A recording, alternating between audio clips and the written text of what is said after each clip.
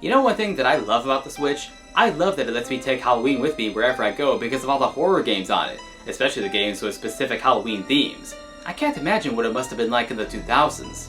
A time where everyone started feeling depressed and just not spirited, so Halloween commercials started to fade away and Halloween specials on TV started decreasing as we got closer to the 2010s. What was a Halloween-loving gamer to do? Hey, did you forget about my portable gaming system from the 2000s? What, the DS? Yes! In 2007, it got a horror game that won awards! You're not talking about that blocky Resident Evil game, are you?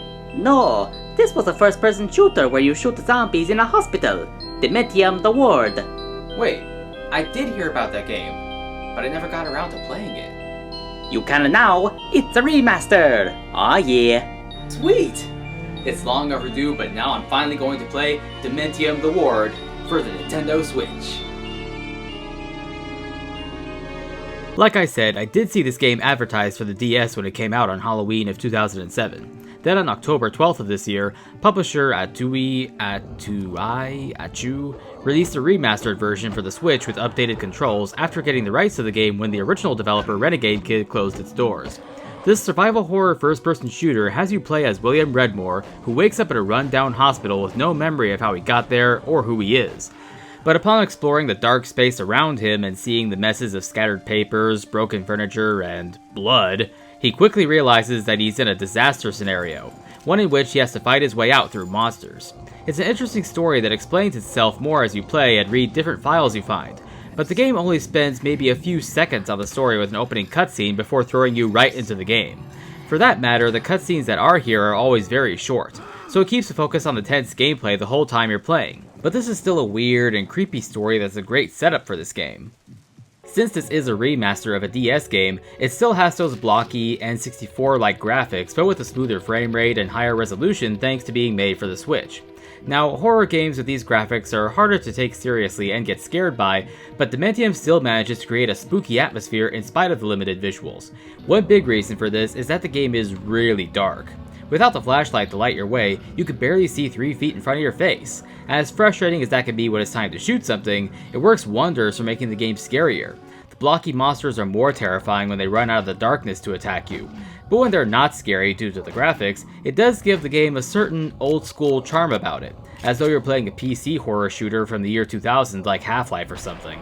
Sound design really helps the visuals for this game. If the sound design was bad, this game's dated visuals would have been even more blaring, but the sound effects of the monsters, guns, and everything else make the gameplay more intense. There's barely any voice acting, which may have been a creative choice, but there's great music here. It's an assortment of scary tunes and the situation is supposed to be more intense, and soft classical music for when you're in a space that lets you feel the tragedy of this nightmarish situation. But sometimes certain rooms and hallways would have no music, which put me on edge even more. Anytime this happened, I never knew if a monster was going to suddenly jump out and attack me, or if I was going to be able to grab more health and ammo and leave without incident. The game also uses sound well to show that monsters are lurking in the darkness even when you can't see them, which really puts you on your guard as you search them out to spot them, then blast them away before they bite you or spit on you. On that note, there is some good variety with the monsters you fight.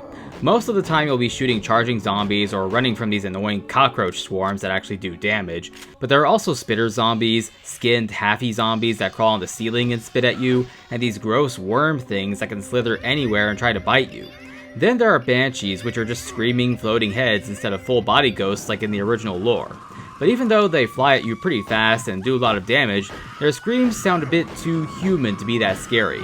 They could have easily fixed this though if they just changed the banshees into floating Karen heads and set this game in a clothing or toy store. A true nightmare for the retail workers of America.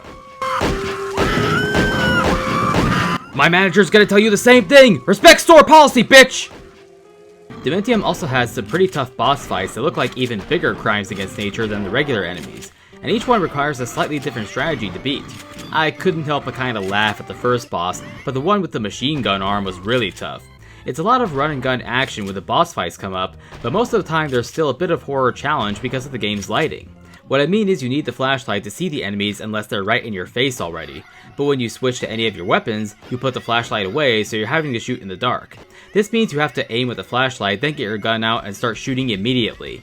The flash of the gun does help a little to keep track of where the monster moves, but it still creates another sense of dread while playing. It would have been nice to find a headlamp or a belt flashlight so you didn't have to switch between them and could see well all the time, but this is a unique mechanic that works for horror, especially keeping in mind that you're playing as a regular guy and not a cop or soldier.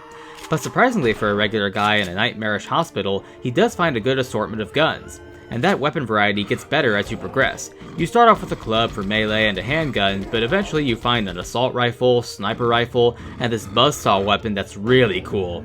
It's particularly useful against those banshees since you don't have to reload, and it can chop up enemies pretty fast. Stop whining! Using all of these guns controls pretty well, and the controls are even better this time because you have a proper 2-stick setup. Playing with the second stick is definitely easier and more natural than using the touchscreen to aim and the D-pad to move like you had to in the DS version. Unfortunately, they neglected to add gyro aiming for this version, but I still felt like the aiming and moving controls were smooth here. Another challenging part of the combat is that you can't take health with you.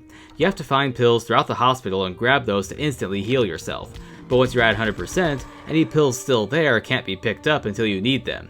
So you just have to keep track of where you last saw some pills if you need to heal yourself right after a fight, which is a pretty different addition to the challenge than most horror games, even though it means some backtracking, which a lot of horror fans hate.